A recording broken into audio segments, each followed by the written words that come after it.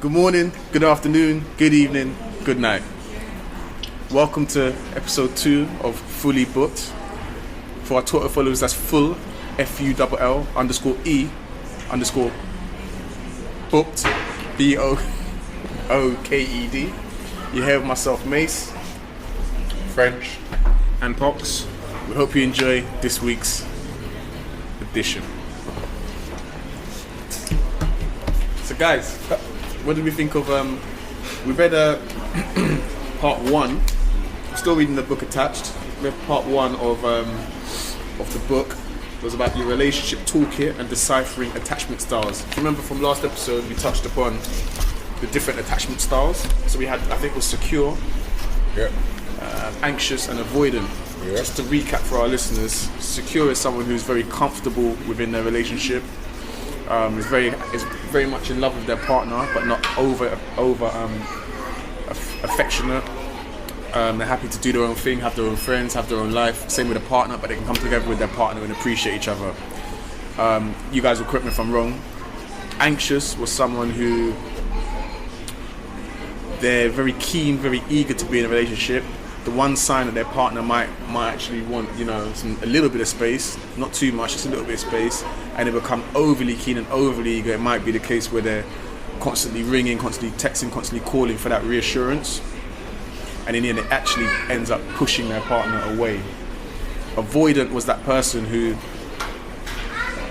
if somebody's interested in them or becomes too close to them, they're scared of someone being so close in their personal space.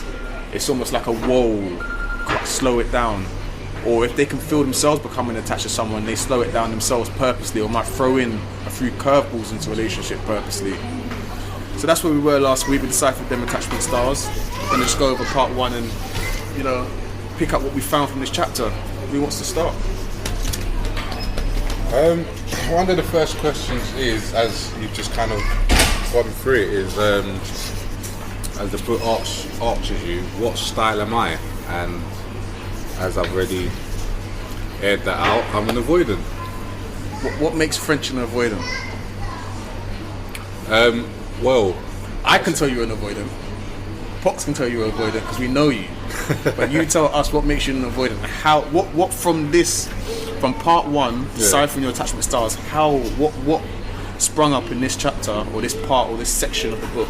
Well, the first part, it does decipher. I think it gives you options to tick which what is your actual attachment. You're talking about the table here? Yeah, the table. Okay, so for those of you that are following on the book, there's a table in this part, and you have to. It's a tick box exercise, and then you score up yourself, and depending on what you've marked or ticked, it will tell you what your attachment style is. What French tells us. I'm not going to go into all of them, but I put down 3 that is very. I'm not going to say close to my heart, but it does explain a lot. My independence is more important to me than my relationships, and that's very, very true. I do like my independence. I prefer. Don't we all? Stop that secure shit. No, hold on. Let me finish. You said, I do like my independence. Yeah, I do. Pox, you like your independence, yes or no? I do like my independence, yes. I think everyone does, whether in a relationship or not in a relationship. I think everyone likes a degree of independence. There's nothing wrong with that. That's great. All right. You're asking me what my attachment style is, and I'm trying to tell you the reason. I'm trying to bite my head off on that. No, alright, cool. So my independence is more important to me than my relationships. I prefer not to share my innermost feelings with my partner. I've always been like that. I've been very enclosed even since I was a child. I wasn't very expressive of how I emotionally felt and what have you. So that's a big thing for me. And another one, which is very apparent that I'm an avoidant, is I miss my partner when we're apart, but then when we're together, I feel the need to escape. That's hilarious. That is hilarious. I do. I'm not gonna lie. That is me. So. You know one word that springs to mind in that situation? Selfish. And I'll tell you why I'm gonna just avoid it. Just avoid it. I'm gonna break it down for you. This man said I miss my partner, or not you, but this one of the things that came up in this TikTok said was tick this box if you miss your partner when you're away from them, but you want to basically abandon them as soon as you get close to them. The one thing this is how I've deciphered that. Yeah. And obviously everyone's gonna decipher it differently. Yeah. It's saying, okay, so I don't want to be too far out of sight and out of mind. You forget about me, but I want to pop up and I want you to not move on, but just think about me. I want to get my things, but I don't want you to be getting too many emotional feelings to me. But I'm gonna make you almost like when I do pull away and then you start to pull away from me, I'm gonna rope you back in. That's what it says to me. Don't know what you lot's thoughts are. P? I don't know. I think what you said was really, really funny. I mean, when she's away, you miss her, but when she's close, you can't wait to get rid of her. Yeah. Bro, that's how I feel. That's how I feel. I'm not gonna stun about it. That's how I feel. I mean, I haven't got too much views. I haven't got too much views on it. I think it's a case of obviously your space is really important to you. But it's not even that, because obviously, as I said, I like my independence. Yeah. But the thing is, I genuinely will miss the person or my partner. I haven't got a partner, so to speak, at the moment that is that I'm in a fully committed relationship with. But I have been in relationships where I've been away from that person for whatever time, whether it's 3-4 days or whatnot, and I genuinely missed them. I want to see her. Then I can be on the way to see her, and I'll get there, and it's like, oh man, this is a bit long now. I wanna go and do this. I wanna go do that. After how long was spending time with them? It can be. And has physical interaction occurred? It could be as soon as I get there. Like I've stepped through the door, I'm like, stepped in sauce, bro. Literally, I want to get back out. Like it's nuts. It's nuts. I don't know what that is. I don't know why I have that kind of. Actually, no, I can't say I don't know why. Because there's been times when, alright, cool, when the relationship's going really well, and I want to be there, and I can't wait to be there. But when things are slightly, I don't know, I wouldn't say getting boring, but it's getting to that middle stage of the relationship, and things become habitual. Yeah. That's when I kind of have that feeling of I wanna escape. You know what I mean? And I don't know if that's a case of because we're getting closer and things are a lot more settled. Because obviously you have that honeymoon stage, that honeymoon period, and everything's nice, everything's tinted rose and great. Then you start seeing things that you didn't initially see. Then that becomes a routine where I don't know. So I'm just going off my last relationship. I just remember going there, not even being there for 5 minutes. I'm like, I want to dust. I want to cut out. Do you know what I'm really hoping? Yeah. What I'm really hoping is that it's not necessarily that you're an avoidant or have avoidant characteristics or avoidant traits. You just haven't found a person who ticks all your boxes yet. I was kind of going to say that, but I feel like we won't go delve too deep into it, but I know you have found someone who you thought you would share a lot of your future with, and for various reasons, at this present stage in life, it wasn't the time. Did you have these same feelings with that person as well? Where you go there, you'll be there, or you'll be 3 months in or whatever, and be like, what am I doing here? Like, what? The last person? No, not the last. Yeah. I mean, yeah. You came over to my party. Yeah, I know. Yeah. Because with that, again, not going to delve too deep into this, but with that, I know it was more that you wanted to do something more with your life. Not anything against that person, but just you knew you had to step aside for a period of time to get yourself together in a place where you're happy. And you was hoping that person would understand or be able to deal with the fact that you might have to have less time together, but not necessarily a full split, from what I understood. Yeah, no, But because absolutely. and understandable by her, understandable standing in her shoes, the fact that it's hard to go from very intense to slightly intense. It's easy to go slightly intense to very intense. Does that make sense? Yeah, and I think, from my understanding, that's what you wanted, but you knew it wouldn't work like that. So you had to just call it a day. Yeah. Whereas the last person you was with, and you're telling us about how you felt, I don't get that you had those same feelings for the person before, in that I'm with you and I just want to leave now. Yeah. After half an hour. Does that make sense? Yeah, no, Now it I've got does. back to the house. Yeah, no, I know what you mean. Still, no, you're right. You're right.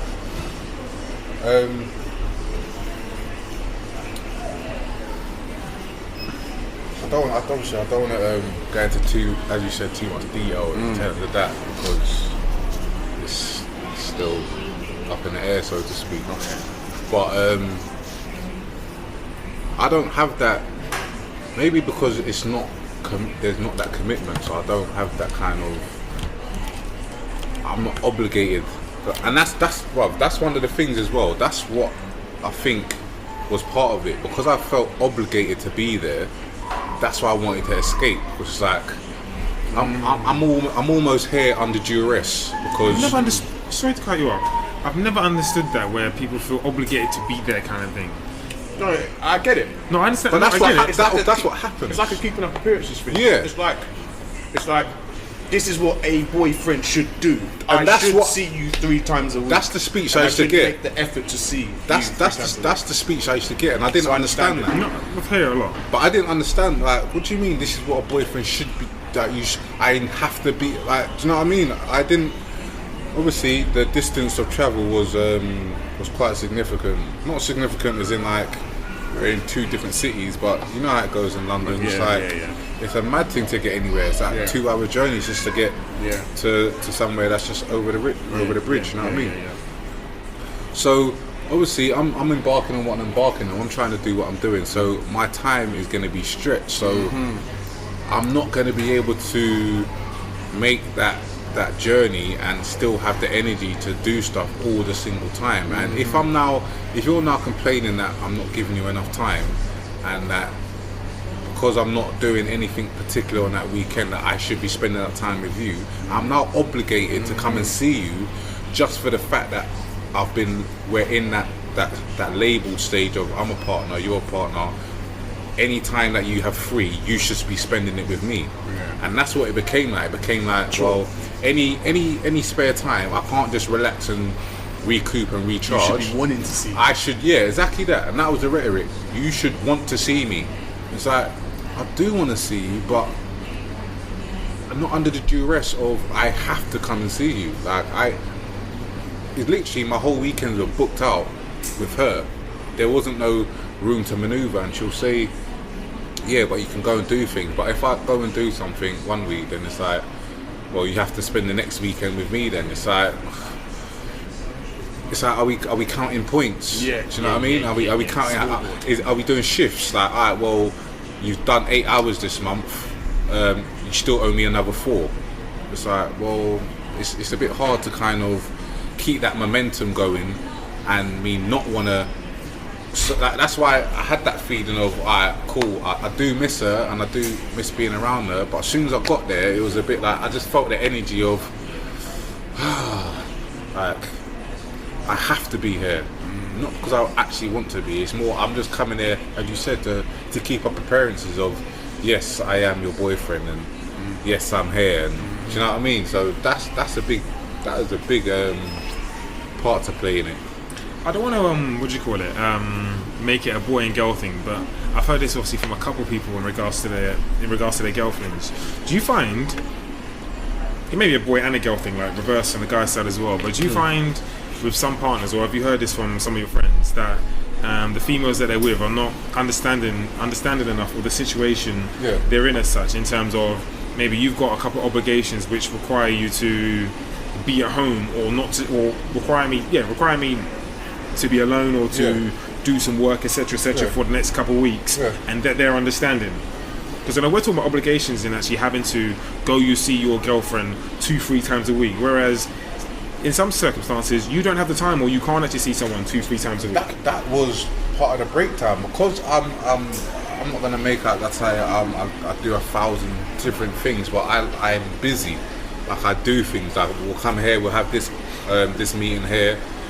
I'm gonna want to go gym. Obviously, when you're starting and setting up a new business, you got to put in a lot of hours, even after the hours that you're working. Plus, you know what I mean? And plus, there's other commitments that I may have got to do. So, a lot of my time is already pre-taken just to live my life and better myself. So, obviously, I want to be in a relationship and I want to settle down and everything. But that person has to understand what my mission is, what I'm trying to do.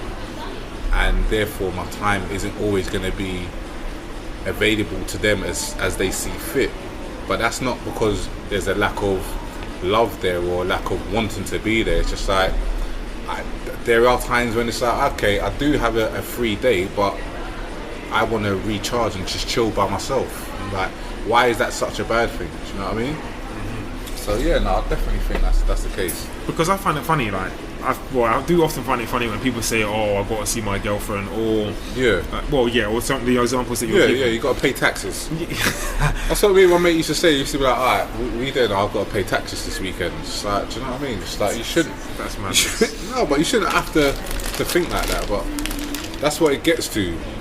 Because like, my situation at this moment in time is that obviously I've taken time out of work to develop a business or do X, Y, Z as such, and in so I haven't had the opportunity to be as social as I would have liked to, if that makes any sense. So the opportunities I do get to be social, or when that time comes when I can be social and I can stretch myself obviously a lot more, I enjoy them obviously a lot more, and that's the example I'm kind of giving. I don't see why sometimes girls, or the examples I've been given in regards to guys and their girls, are not obviously a bit more understanding.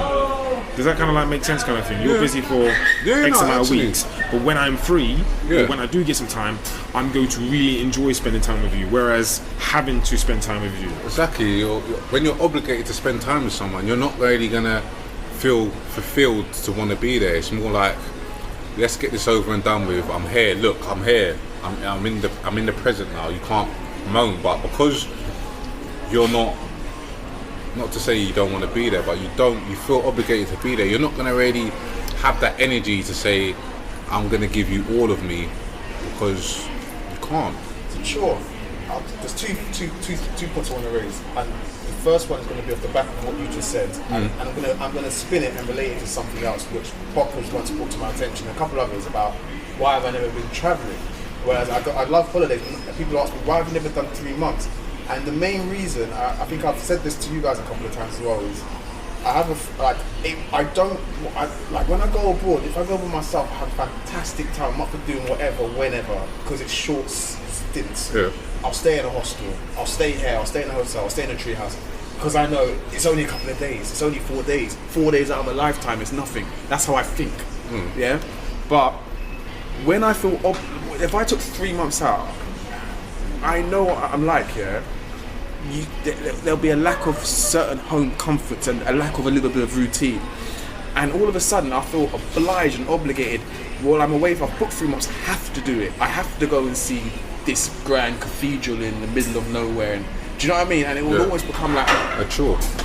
Trawling up these hills, I've had 3 cold showers in the last 4 days, and it's just like, I've got here and I've got a photo and I can say, look everyone, I've been here, but guess what, I haven't enjoyed getting here because I've just been on the road for like 5 weeks. And I remember meeting my friend in Thailand years ago, and no disrespect to her, I'm not going to mention her name. When she opened the door, she'd been travelling quite a while, and I met her in Asia in Thailand. I opened the door, she looked a shadow of her former self. And I stood there, I was like, she just looked shattered, absolutely shattered. And I'll take credit for this. I reinvigorated her for the period I was there, which was I think 2 weeks in Thailand. Travelled around with her a little bit for 2 weeks. Strictly platonic friendship with friends from uni. And then she still had another couple months after I'd left, and I think she came home about 2 weeks after I left because she realised actually she wasn't enjoying it anymore. Me being there for those 2 weeks perked her up. But all of a sudden, this dream trip you've been planning, actually it's become a chore, and you're having to do it to cross things off the list that you said you're going to do. And so that you come back and tell me I've done this, that and the third, when actually I haven't enjoyed doing it because all of a sudden it's gone from becoming a great adventure to I've had this bag on my back for 6 weeks and my shoulders are aching and I pulled this muscle. Yeah. And my second point goes back to your initial question, which triggered this whole debate with a friend and myself, and I'm trying to think about being obliged and so on. I think a part of it is when one partner hasn't got as much on their plate as the other, or hasn't got as much to do, or much to not look forward to, but as much to actually be getting on with. That's another thing. Sorry to cut you. That's one of the things why you never see like famous people or people in the high in the media or whatever, in the public light. Yeah. You won't see them with Joe Bloggs that lives on George Street in wherever in Peckham or whatever. Like your average 9-to-5 worker, you won't, because they won't understand each other's lives. Does that make sense? Yeah. Your 9-to-5 is gonna come home, stop off at Sainsbury's, pick up his ready-made meal or his salad and this, go home, watch his couple of hours of TV, go to bed and do the same thing over again. Your media or your socialite or your this or your that, your celeb, they're not gonna understand each other's lives.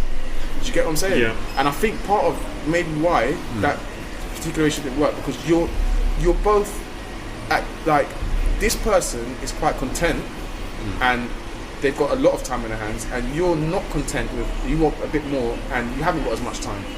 And then this person's like, well, I've got all this time, you're spending time. You're like, I've only got this time, but please don't force me to spend with you, because all of a sudden it's going to feel like another thing to tick off for the day of what I've got listed on my day to come and see. And all of a sudden, because I'm not fully in it, you're actually going to get that vibe off me. Yeah, no, that's what I'm saying. Spot on. That's exactly what it tends to be. And I had that conversation with the particular person, and again reading through this book, I've now come to understand and seen the traits that were displayed and what kind of attachment style they had, but more so on the point that he was making, in terms of, I had a conversation and I said, look, like, you need to go out and do a bit more, socialise a bit more, and kind of busy yourself, because you're almost relying on me to be your entertainment for the weekend. Yes. Like, and if I don't come, you're upset because now you can't either go out with your friends or you haven't got any other things else planned. Which, I mean, like, for me, I've always been active. I've always been doing things anyway. So I'm not like, I'm quite content in spending time by myself anyway. So even if I am spending time by myself, I could quite easily read a book or find myself that I'll do something. Do you know what I mean? Whereas my ex-partner, I don't know. Like, it wasn't really, that wasn't given across in terms of being able to do this or do that or have different things going on. So there was a lot of spare time on her hands, which would then lead into her thinking about us a lot, which would then lead into coming at me because I'm not spending enough time that she would like, and it then becomes an argument, and it became a cycle. You say your ex-partner was anxious? Yes. Okay. Really, but I wouldn't have known that until reading this book, because now I can see what my partner or any future partner's style is, whether they're secure or anxious. But I wouldn't go for now. I can decipher what style a potential partner is. I now know what I wouldn't go for. I would definitely, they would have to be secure for it to work, because it's not going to work if they're anxious, and it's definitely not going to work if there's too avoidance. That's just not going to happen. Sorry, you were talking about travelling. Obviously, when you speak about travelling, it immediately kind of like brightens me up as such. There's one or two things which I didn't disagree with, but I understood them as such. So you mentioned, go on. Because you're going to go into one. So I'm not going to. So if you can pace me, go on, that's fine. No, I'm going to hit you with a quick point. So, what I said in relation to travelling is for me. No, I know. Yeah, I was going to use. For me, I was going to compare and contrast. Myself, me going for 6 months.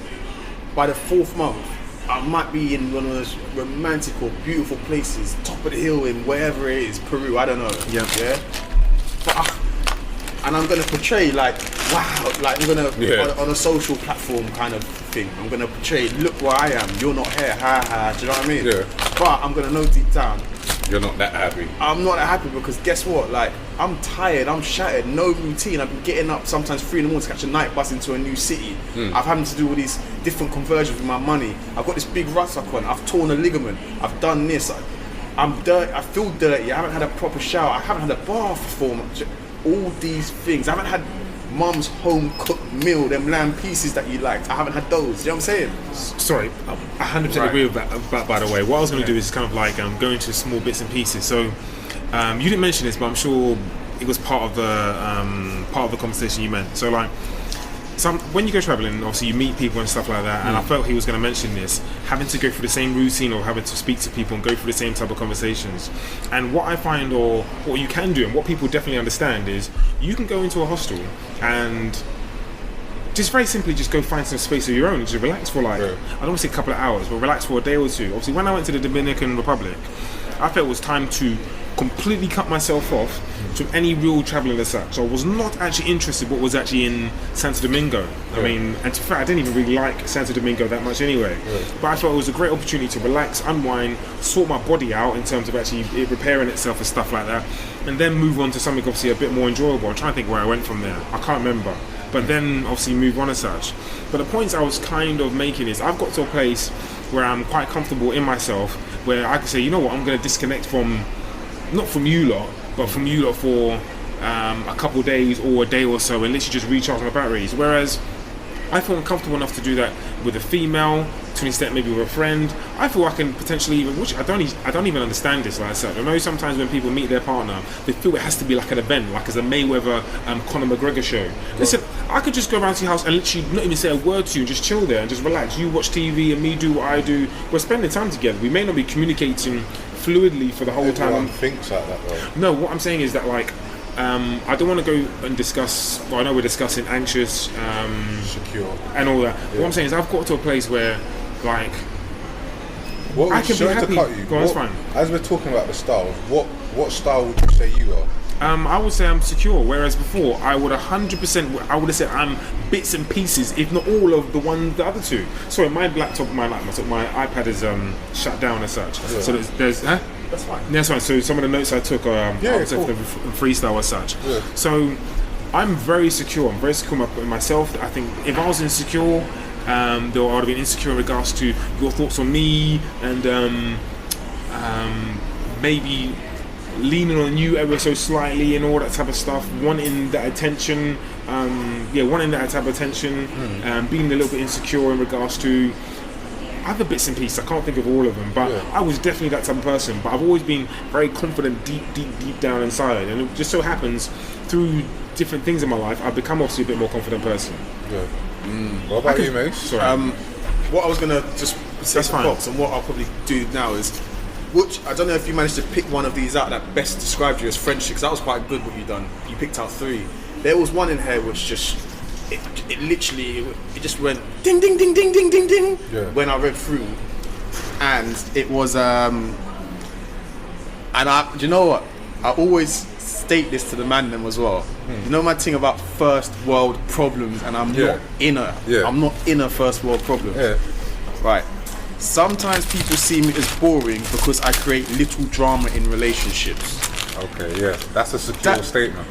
Right.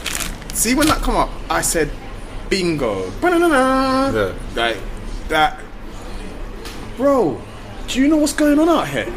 I'm not talking about the borough in which we live. I'm not talking about the city in which we live. I'm not even talking about generally the country in which we live. I'm talking about the world. Do you know what's really going on out here? And I can't even fully comprehend what's really going on out here. But do you know what's really going on out here? And people want to bring first world problems into relationships. You think I've got time? I'm not doing it. I'm not doing it. I'm not having disagreements, arguments. You're trying to dampen my spirit over something trivial. I'm not dealing with it. I'm not dealing with that bullshit. There was some stuff, as Pete rightly pointed out, there's actually some statements which I know that they're not secure statements, but I could relate to. There was one in there about, and I've actually raised this maybe last week or a couple of weeks ago when we met up, about sometimes people get too close to me. And they rely on you.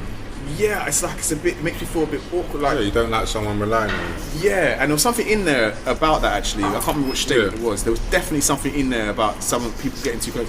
And all it is, I think it's more like, I don't even know how to put it. I think it's more like, and I think I explained this, that shit, you said this, like someone said to me, like, you're my guy, like you don't even understand, like you're my guy, like, Yeah. I'm like, alright, cool. And like I take it and I'm like, oh, shit, like what is, like, do I have to check, like, do you know what I mean? But it's just like, I think I've come to realise, you lot helped me to realise this, it's just someone just appreciating you, like, not, you don't have to check, literally as you are, they just appreciate you, do you get what I'm saying? Yeah, no, definitely. So, yeah, man, that statement sprung out to me for sure. Like, I'm not dealing with first world problems. I'm not like, and it comes with age, it comes from experience, it comes from wisdom. Literally, like, I've told you this, if I meet someone, look, if you're not happy, just say, I'm not gonna pin you down or hold you down. Do your thing. If there's someone out that's gonna make you happier, or you realise you get on better with someone, you think you're gonna progress with them, just let a man know. Like, I'm not gonna sit there and cry. Do you get what I'm saying? Obviously, it depends. If you're 10 years deep and I'm married with 3 kids and you're doing them kind of fucking. Yeah, of course. But yeah, man, like, this is what it is, bro. I would say I'm definitely secure, and I'll tell you what I've progressed or advanced from. I advanced from anxious. Yeah. I know for a fact. When I've just reading parts of this book, even the part I'm up to now, I know when I was anxious. That brings me on to the next point, actually. You're saying that you've changed. 100%. But, alright, so it goes further on into the book after this actual questionnaire or tick box task. It states where the 3 classifications come from. And it comes from watching babies from 9 to 18 months old. And it comes from doing the strange test that we discussed last week in the last episode. And so basically our attachments are basically deep rooted, reverting back to our childhood. But how have you been raised will signify or determine how your attachment style is. But what's your thoughts on the link between childhood upbringing and adult attachment styles? Because you just said that yours has changed. Yeah, I was definitely anxious, but mine is just based on relationships. Yeah. Like, that's how I've realised that my style has changed. Like, in terms of mother and baby, my memory is shocking in terms of childhood. I literally have a very limited memory of my childhood. Like, when I say childhood, I mean like before primary school. Yeah, but I don't think everyone has a deep, like, I can't remember deep, like, don't get me wrong, I can have pictures in my head of times, or if I see a picture, it will bring back that memory, so to speak. But I don't have, like, I remember on that day I was swinging on that park bench, or chilling on the park bench, swinging. You know what I mean? So I don't beat yourself up. I think mine's quite good. I think I'm actually going back now. Yeah. So if I go back, call it up until the age of 9. I'm just throwing an age out there, right? I'll say mine was relatively quite happy. I mean, I was very, very close to my mum. Obviously, you should be at that sort of age anyway. Very close to my mum. I think my mum was very loving.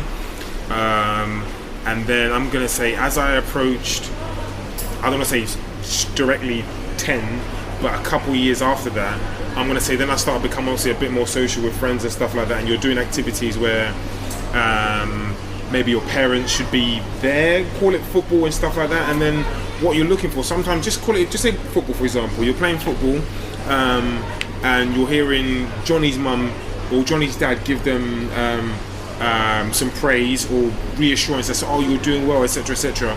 But I'm looking left or right, my parents ain't there, so now I'm unsure as to I'm doing X right or wrong.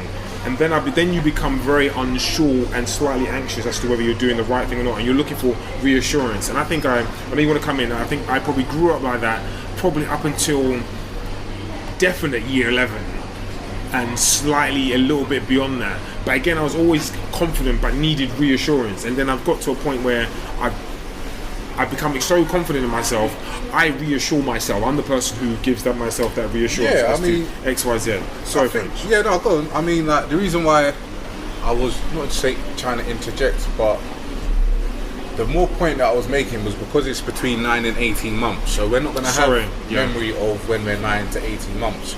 But those ages play a significant role in these styles. This is what the whole book is saying, that it goes back to when you're between 9 and 18 months.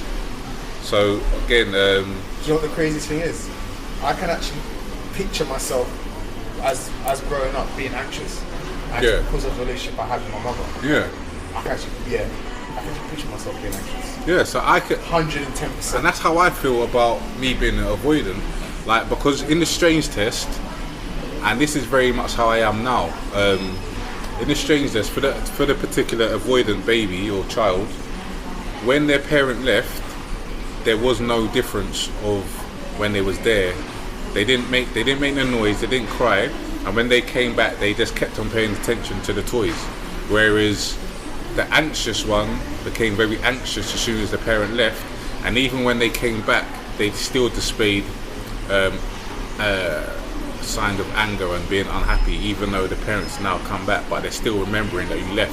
Whereas a secure child, once the parent left, they would get upset. When they came back, they was reassured that they was there and kept on playing. But what they said about the anxious child was, the avoidant child was, even though there was no kind of outward difference and an outward expression of anger, sadness or whatever, inside they still had elevated feelings of whatever it may be. And that's pretty much how I am. Like, I may not outwardly show anything. As far as you know, I'm being very cold. I get told this all the time. You're very cold. But inside, I could either be raging, or but I just won't display it. Like, it won't be for open eyes. Do you know what I mean? And that goes back to when, obviously, me being a child as well. Do you know what I mean? There's things that I must have made me be the way I am. Do you know what I mean? And vice versa with everyone else. Like, it goes back to childhood, and that's where the styles come from in the first place. Question, and this book might go into it. Can you be two in terms of in relation to one in a relationship to maybe a significant other, and one in relation to your friends? I think so. I think the reason why you've asked that is because of how you are. Yeah. Because you're secure in a relationship, but an avoidant. I might be a tad avoidant. Yeah, in regards to friendships. Yeah. I don't know if the book goes into it. We can delve into it and see if it does. But I think this is more concerned on actual relationships rather than friendships. Do you know what I mean? I think so. The reason why I say that, because I'm 100% convinced you're a different person, or a slightly different person when you're with your partner. I'm not saying that you're not two-faced, but you show a different side of you. Yeah, no, certainly definitely. a softer side of you anyway. I don't even think that, because, alright, cool. As Mace pointed out, like, when it comes to my friendships, I'm very secure. Like, it's whatever, innit? If you don't call me, whatever. Like, it's cool. Like, you can be emotional. You can tell me something emotional, and I'm not gonna back away. Like, oh, bro, you're getting a bit too close here. Like, do you know what I mean? I'm cool with it. Do you know what I'm saying? Whereas in a relationship with a girlfriend, I'm very much an avoidant. Like, I've looked at some of the things that an avoidant would do, and that's pretty much like that's me to a T. So I'm guessing there has to be some kind of differentiation of the two relationships. I think when you're in a relationship, or certainly, I'm gonna say relationship because you're now deeper into what you have. I think they then require you to be, I don't want to say emotional as such, but then for you to display some type of affection is even the wrong word as well. And I'm going to say vulnerability, but that might be slightly wrong as well. I require you to open up, to not tell them obviously a little bit more, but like just share what you're thinking or what you're feeling at certain stages, because obviously we're not always up and we're not always down. Obviously there's a variant, and obviously they want to know generally how you feel as such. Just like they often voluntarily just share how they are and stuff like that. They want you to do the same thing as well. Yeah. And obviously when we're avoidant, sorry to pun be like, when we're avoidant, then they start asking questions as to, oh, why are you like that? Or why don't you see me? Or why don't you do this? Etc. Etc. Etc. Whereas I think I've become so comfortable in myself, I can tell you, and then I can tell you, and if that's going to make our relationship stronger or what have you, then not so be as such, but I'm happy to do so. Yeah. And I can voluntarily do that anyway, because I think I've now become comfortable in who I am. Not that you're not, but I'm saying I've become really, really comfortable that I can do that. I mean, like, you saying that made me go to one of the notes that I put down, what it says about avoidance, and it's like, it's spot on, because without even trying, this is how I feel in terms of, it says everyday interactions and conversations, whether they're about which channel to watch on TV or how to raise the kids, are actually negotiations for space and independence. And the reason why I say that, why that kind of resonates with me, is because, and I think it's because it's also part of like coming up, like obviously when you're on the road and whatnot, you want to keep yourself very distant. So therefore, that was naturally like my stance. Like, I'm not really trying to give you too many answers. I'm not really trying to be pinned down. So it was always natural for me to be like, if I was asked, so are we doing tomorrow? I'm just doing a couple bits and bobs. That's my go-to answer. Like, that's me all day. You could, like, yeah, no, but that's what I would say anyway, if I was on the roadside or not. But that's naturally me now, because of when you're on the roads and someone asks you, "Oh, where you on?" Just there. I'm just there. I'm not trying to let you know exactly what I'm doing, or especially when you're in a relationship. Oh, what are you doing today? Oh, I've got a couple run-ins to do, and that could mean so many different things. But that means nothing. Yeah, it could mean so many different things, and it could also mean nothing. But it was a way of me putting an arm up and saying, "All right, cool. Well, here's my space. I'm doing stuff, but I'm not going to tell you what it is." You know what I'm saying? Let me keep some stuff to myself. Yeah. Yeah. And like, I literally can't help it now. Like, literally can't help it, to the point where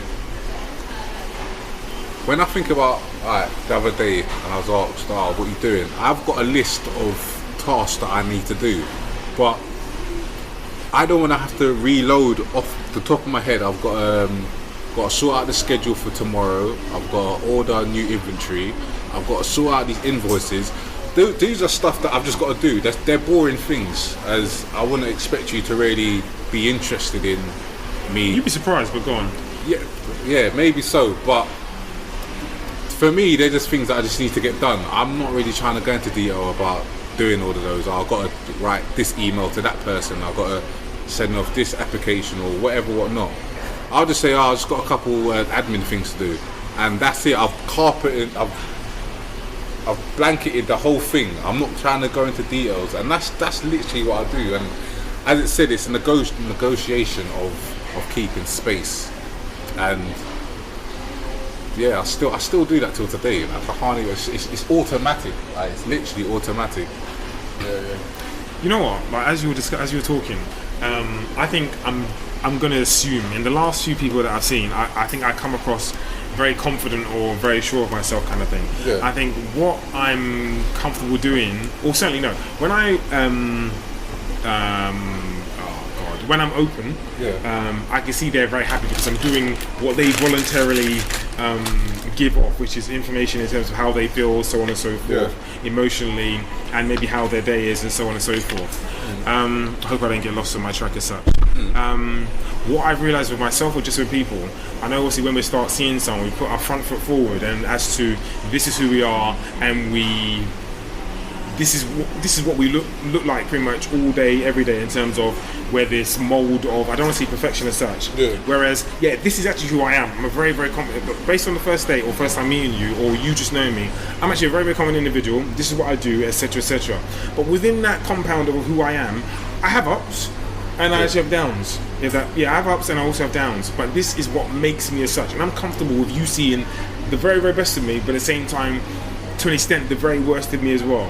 But at the same time, I'm work in progress. I'm very, very young at this moment in time. I've got a lot of things that I would like to go on to do and achieve as well. Yeah. As a person, just in general, in terms of just developing and being a better human being. But at the same time, from a career or ambitious point of view. So I'm just very, very comfortable in showing them that, because I think ultimately, if you're going to be with someone and such, I think they're going to have to know your flaws, or they're going to have to know everything. Unless you're some kind of secret agent like that Tom, what's his name, and Angelina Jolie, and what's his name, Mr. and Mrs. Smith. Unless you're something like that, plug.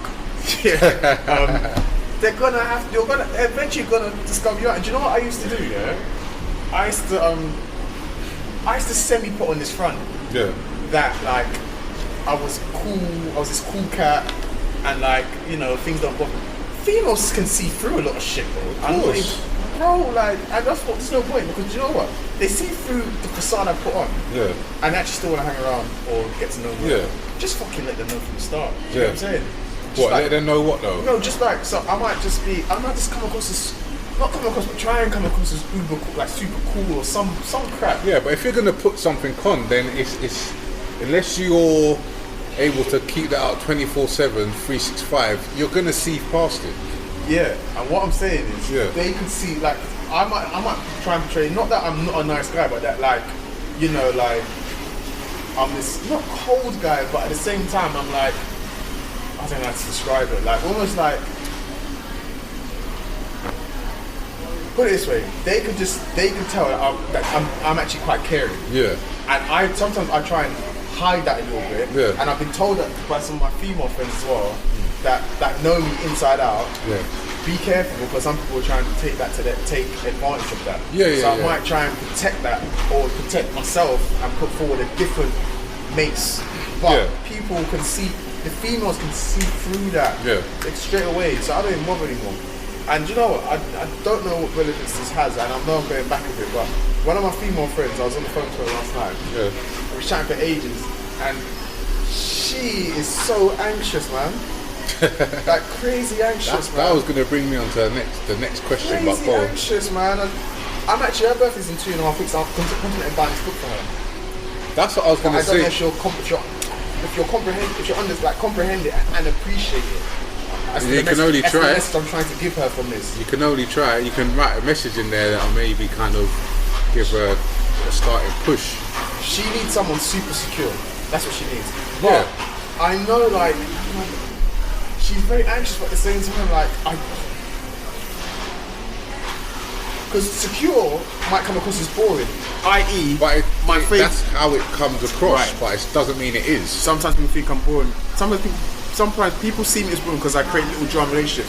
It might come across as boring, but she has to understand relationships are not flipping volcanoes and fireworks, bro. Like a good, healthy relationship is not that. Yeah, no, of course. But this is why this book is good, because it almost allows you to decipher what your own style is and what your partner's style is if you have a partner, or what your potential partner's style is. And if you know you're anxious, what tends to happen? Anxious and avoidance get together because there's always that spark, and there's always that kind of pulling and pushing. Whereas now I would if I can see that, like now I can know if you're an anxious off the bat. I'll know if you're an avoidant off the bat, just on the back of reading this book, so to speak. But that was going to be my next question. Through reading this so far, just of what we've read, the first part 1 and part 2, do you think you could decipher an attachment style in your next potential partner for both of you guys? For me, not possibly or probably. Do you know what? I was about to say not off the cuff, but do you know what? Yeah, yes. Like the last person I dated, and you guys both know when that wasn't like proper dating for a decent period. Oh mate, the signs were there, like in my face, but I didn't know about these attachment styles. So straight away I would have known with that person. But when you, in my opinion, when you meet someone, they're not playing this cat and mouse game, but it's like no one's gonna show you everything of them straight away. They're gonna try and show you their good parts and restrict you in their bad parts as much as possible until that they start to eke out, because naturally you can't hide it. You can't hide it for 50 years. You can't even hide it for a month. 50 days. You can't hide it for 50 days. I was gonna say you can't hide it for a month, because I've met girls within the same night. I know, you're mad anxious. Like just off the back of saying certain things, like. I remember I must have went out with me and my mate went out, and I think he was meant to meet a girl on the night out, but we were just having a couple drinks, and he said to come along to meet him, whatever. And I remember talking to her very briefly, and she said something like, it's so contradictory. It was almost like, I know you guys don't want to talk to me, so you can just go and leave, and I'll stay here, kind of thing. But we already said, you're cool, like we're chatting. But she was so anxious. She was very anxious, and I could tell just straight away. It was like, whereas before I'd have been like, you're just a bit booky. Whereas now I'm like, that's anxious. That's an anxious sign. And again, going back to someone else that I may have met, within 10-15 minutes of talking, okay, you're an avoidant still, like just off little phrases, and you've got to be very careful to be, and as it says, you've got to be able to pick up on what they don't say, or look behind what they've actually said and be like, okay, let me actually work out what's not being said, like let's read between the lines. So I don't think, for me personally, I think I'm pretty confident in being able to decipher what my potential partner's style is. Do you know what? Yeah, come through that. Even remember, there was a short period where I kind of was feeling someone that used to come to think about. Yeah. I think they're avoidant. They sounded like one. Yeah, I can see that. They Basically, some of the very stuff much you said, sounded like that. keeping that distance, all that type of stuff. Alright, P, what about you? Yeah, sorry, as you're both speaking, I think I can. I mean, yeah, I think I can. I mean, I'm straight away, I'm gonna say yes or no. I mean, it depends obviously what that person kind of gives off. Sometimes people give a lot off straight away, and sometimes they may not as such. But yeah, I think I definitely can. Yeah. Sorry, I'm probably not expounding as such, but I think I can. No, not at all. I mean, the book gives you a cracking other styles cheat sheet, and basically it breaks it down into, again, the three attachment styles. But it gives you a couple things to look out for. So an avoidant sends mixed signals, values his or her independence greatly, devalues you or previous partners. I can't say I do that. But, so repeat that for me. Avoidant does what? Avoidants send out mixed signals, values his or her independence greatly, and devalues you or previous partners. Yes, I understand that. Values you or previous partners? They value them after they're gone. Yeah, no, devalues. Oh, devalues. Yeah. No, okay. So that almost like putting them down. Yeah, I can see that too. But I'm not gonna say that I'm that person that devalues. No, that's what I'm saying. I don't devalue an ex-partner or the current partner that I would be with. But moving on. Secure. A secure person would be reliable and consistent. They make decisions with you and flexible views of relationships. Whereas anxious people would be wants a lot of closeness in a relationship, expresses insecurities, worries about rejection, unhappy when not in a relationship. Wow, that's a problem. My friend from yesterday I was on the phone to, my goodness. See what I'm saying? I'm telling you. But that's just literally three different things for each style that you can recognise straight away now. Do you know what I mean? Wow. She said those 4 things to me. No way. She's actually said them to me. I swear on my life. That's why she needs to read the book, bro. I just want a boyfriend. Yeah. It's like I need them to like. She said those things to me, bro. Yeah. It's mad. Alright. So Mad. Mad. Let's do. I don't know. I've written the answers down already, but there's you can't. Why are you trying to look at them, bro? No, because my thing turned off. No. Oh, you think I'm looking at answers? No, Yeah, no, he's trying to look at the answers. Brothers. Oh, man. It's a test. I just told man I've got the answers. He's trying to look at it. It says Deciphering Attachment Styles Workshop. So we can either read one each or just go through it. Don't try and look at them. You're trying to look at them, innit? Hey? This guy's getting possessive of this book now, bro. No, so I want to see if you lot can do it. There was actually something in here. It's at the end of it. It's at the end of part 2, and it gives you like an extract of a position of what a person's in and whether they're avoidant, secure, or anxious. And you've got to guess. And you've got to decide what kind of attachment style they are. All right.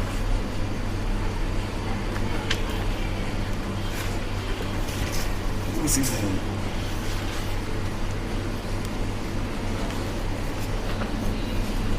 Alright, cool.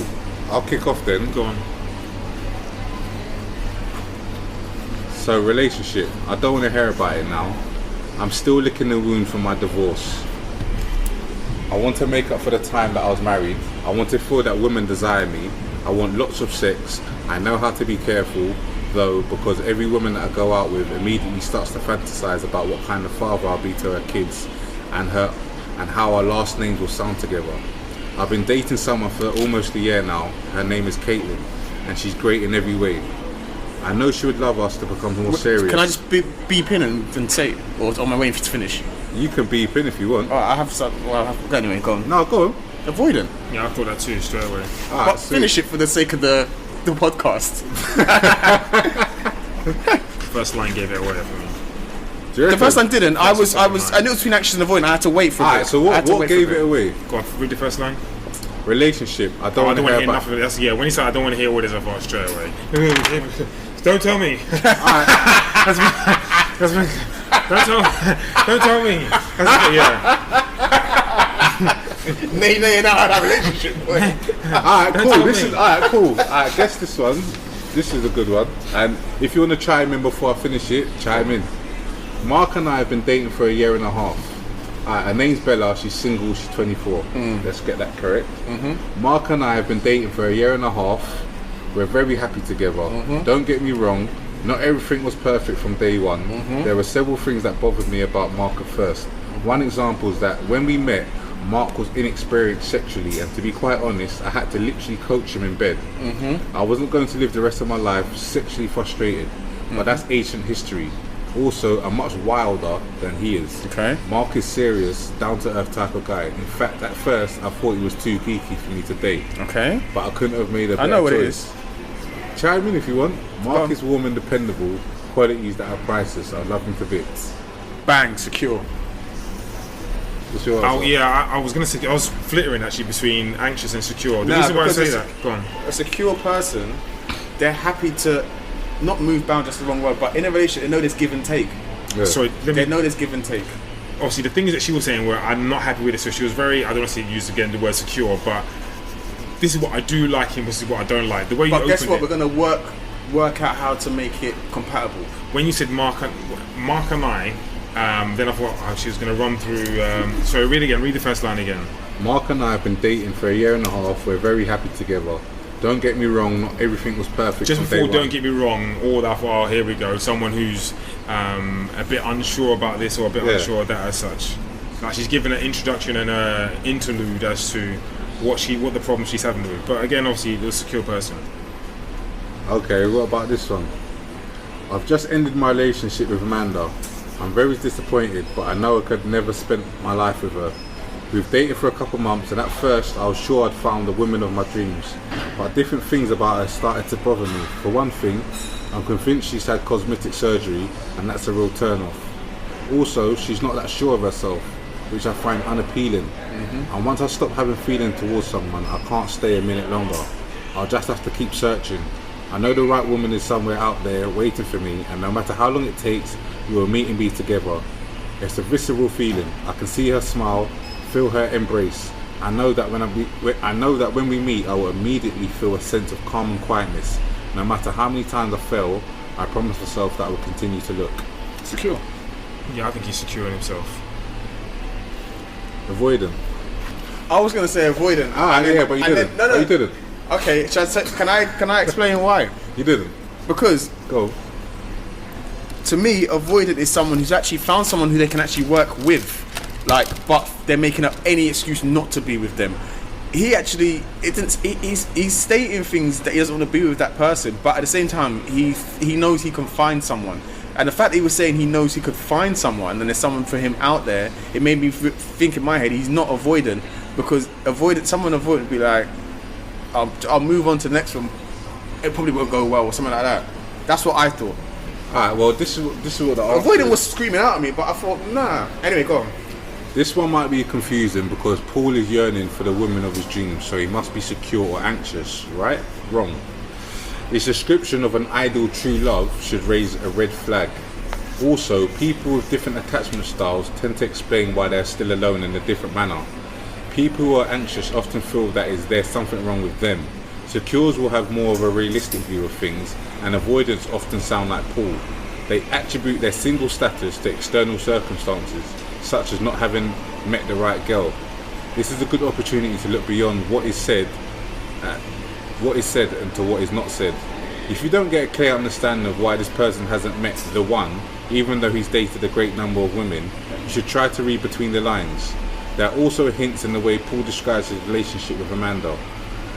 He was very excited about her, but after they got close, he started to notice little things about her that turned him off. Devaluing your partner when things become too close is very typical of people with an avoidant attachment style, and is used as a way to create emotional distance. I have to agree with the book. I mean, disagree with the book. Yeah? Yeah. That's fair enough. Only because, and it's just my personal opinion. Yeah. Only because, just because you found someone doesn't mean like you might not be able to discover that true self until you've lived with them, dated them for 2 or 3 months, and actually, just because you if you realize actually it's not for me, it doesn't mean you avoid it. It just means they're not for you. Yeah. But if you're still willing to be out there and give it a go, then to me you're still secure. Just because you're secure doesn't mean you have to stick around for life with some dog that you don't want to be with. Exactly. Good point. What about you, P? Yeah, I would agree with that. I mean, being secure doesn't mean, I'm with someone, I don't like it, but we're going to stick this through kind of that's because I'm secure. Yeah. we ain't doing that. Not in 2017 anyway. Yeah. Alright, last one. This Valentine's Day will mark the beginning of the year when I will find my husband. I'm tired of being alone. I'm sick of coming back to an empty home, going to the movies by myself. She's anxious. Having sex. You didn't even let me get to the best bit. Having sex with myself or with some stranger. Having sex with myself? Yeah. Licking the beans. You alright? Nah, that's it. It's pretty. Flicking the bean and that. Yeah, you're right. She's anxious. What gave it away? Everything, bro. Everything gave it away. Tired of this, tired of that. Yeah, I mean that's. I think everyone so far is pretty. I'd say I'm pretty confident in being able to decipher an attachment style. What's your thoughts on that? Do you think you can see it within? I don't know. Yeah, I think I can. Duration? I think I can. I mean, with what we're doing here, the exercise, we were looking for it as such. I don't think I go into like seeing someone or seeing someone looking for something specifically. I just go there, open canvas, and just not show me what you got as such, but very open canvas. I don't go looking for anything. I think you generally have to show me as such. I don't think you should go looking for it. Yeah, you shouldn't go looking for a specific attachment style. Like, you just take that person as they come. But I think it's good to be able to recognise it sooner rather than later. I think I definitely can recognise it. Yeah, that's my question. My point, shall I say. What about you, mate? I could definitely decipher an anxious person. Avoidant. It's hard, only because some people do want to play hard to get in. It might be because they've been hurt in the past, which actually makes them avoidant. But they might have been hurt in the past, and actually they just got their guard up a little bit, and it might take some. They need to know that you're actually serious and you're not there to fuck them about. Yeah. And actually, then after that, then they might be anxious. They might be anxious avoidant. It's all getting a bit confusing. An anxious person. Just when we read through this and talked about it, the last person I dated was anxious. Yeah. My friend's very anxious. I can see him now. Right? I've been anxious before. Yeah. I know that in the years gone by. I can see it. Like, avoidant is a bit more. So it's a bit more tricky. Only because of that last. It's actually because that last example he gave me as well. Yeah. It threw me a little bit. Because I could almost see myself in. What's his name? Paul. I can almost see myself in Paul's scenario whereby actually I'm not quite feeling this anymore. Doesn't mean I'm avoided. Doesn't mean I don't want to settle down. I'm not going to give you all of me. It just means I'm not feeling you, innit? Like, actually, it's not what I thought it would be. But I don't think an avoidant doesn't want to be in a relationship. An avoidant can be an avoidant in a relationship. What? That was it. No, it's that, bro. It's that stuff. I'll claim it if I licked off a shot. I'll claim it, though. But no, I think you can be in a relationship as an avoidant because there's people in relationships that are avoidant and anxious and still make it work. They may not even realise. Look at before we fucked up. Avoidant with anxious. Yeah, good luck, boy. No, but it goes as we'll find out. It goes on to say that some people just accept it for what it is. I think about the conversation we had last week in terms of the older generation sticking together through thick and thin. Don't tell me that there hasn't been relationships where there's been one an avoidant and one anxious, but because of the time that they've grown up in society, they've just stuck through it and it's been like, well, that's just how he is and that's how she is. Crack on, do you know what I mean? So I don't think because if you've got an avoidant attachment style means you're avoiding to be in a relationship. It just means like you're more prone to react in different ways to what, say, a secure person would. But again, being in a relationship with a secure person will help that avoidant or help that anxious person become more secure, because that's what we as people would, I would say, aspire to. Like, we're aspiring to be secure, but that's what we want to attain. We want to attain being secure within our relationship. I can 100% see how secure and anxious can work. 100%, because anxious people a lot of times they need a lot of. It depends on the type of secure. It depends on the type of person. Depends on the type of person who is secure, because actually people need a lot of reassurance. Yeah. And you'll get some secure people who will give them that. You will actually give them that reassurance, and over time, the anxious person will become less anxious. You know what I'm saying? Secure and avoidant is a difficult one. And the reason being, yes, mate. If I'm calling myself secure, there's only so much you can do or take before you're like, do you know what, I'm not getting enough back. Yeah. Do you know what I'm saying? Yeah. And you just fuck it off. And actually, I guarantee that's what will happen. The secure person will just actually just fuck it off and be like, it's not for me. Actually, whereas the anxious person will like keep, persistent with it. Yeah. Clinging on. Kind of stuff. And the avoidant will enjoy that. Will enjoy that power. I don't know. Hanging by a thread. So I'm just sitting there thinking, obviously, all these attachment styles, and thinking, we haven't. I know we're kind of discussing personalities, but we don't know who these people are like behind these attachment styles. So it makes it very, very difficult to judge how long you're willing to stick by this or that and the other. Which one of the reasons I said secure and anxious can work depending on the type of secure person it is. Because my secure, but me secure, I'm not dealing with no anxious fuck. I put with it for a little while, and then I'm like, alright, this ain't working for me, boy. Like, and I'm not gonna stick around and make you develop strong feelings for me, and then all of a sudden I'm gonna feel guilty for going. Yeah. You know what I'm saying? That's what I mean. Where someone they might like that. Someone who's secure might actually like someone almost dependent on them for love and reassurance. Because I sat there and I thought about it, like, your attachment style was avoidant. That doesn't make me better than you because I'm secure. It just no, means you're... No. So what I'm saying, like, it depends on the personality. That's why I kind of like put the question out there. Yeah. I know. Ideally, in an ideal world, everyone wants to be secure in X, Y, Z kind of thing. Yeah. But it doesn't make you a better package than myself, etc., or vice versa. Not at all. No, it just crossed my mind. Yeah. I know it probably seems obvious, but sometimes it can be a little bit difficult to be exact with the response to some of the questions. You know what I mean? Yeah. So again, obviously, it does depend who the person is. Cool. Bit. Anything else to add? Not really, man.